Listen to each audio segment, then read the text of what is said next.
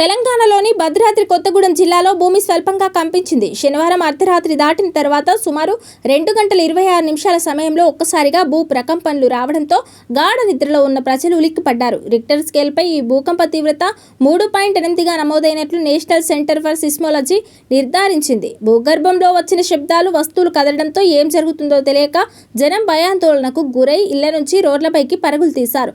ఈ ప్రకంపనలు కేవలం కొన్ని సెకండ్ల పాటే కొనసాగి ఆ తర్వాత వాతావరణం సాధారణ స్థితికి చేరుకోవడంతో అందరూ ఊపిరి పీల్చుకున్నారు.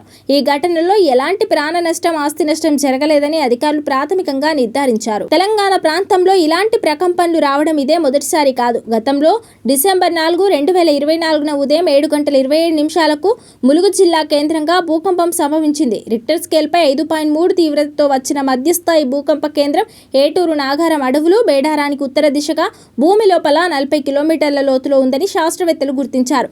అప్పట్లో ములుగు, వరంగల్, ఖమ్మం, హైదరాబాద్తో పాటు ఆంధ్రప్రదేశ్లోని విజయవాడ, పొరుగు రాష్ట్రాలైన మహారాష్ట్ర, ఛత్తీస్గఢ్లలో కూడా తీవ్ర ప్రకంపనలు వచ్చాయి. అయితే భూకంప కేంద్రం లోతు ఎక్కువగా ఉండడం వల్ల అప్పుడు కూడా భారీ నష్టం తప్పింది.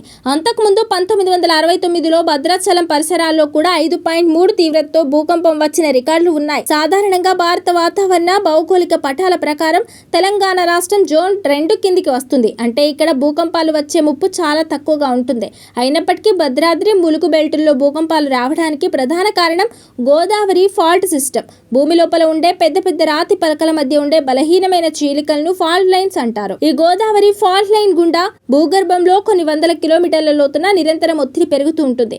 దీనికి తోడు ఇండియన్ ప్లేట్ నిరంతరం ఉత్తర దిశగా యూరోపియన్ ప్లేట్ వైపు నెట్టబడుతోంది. ఈ క్రమంలో ద్వీపకల్ప భారతదేశంలో భూగర్భంలో ఉన్న పాత ఫాల్ట్ లైన్లపై ఒత్తిడి విపరీతంగా పెరుగుతుంది. ఆ ఒత్తిడి ఒక్కసారిగా విడుదలైనప్పుడు భూమి కంపిస్తుంది. ఇప్పుడు భద్రాద్రి కొత్తగూడెంలో జరిగిన ప్రకంపనలు కూడా ఈ భౌగోళిక మార్పుల ఫలితమేనని భూగర్భ శాస్త్రవేత్తలు స్పష్టం చేస్తున్నారు.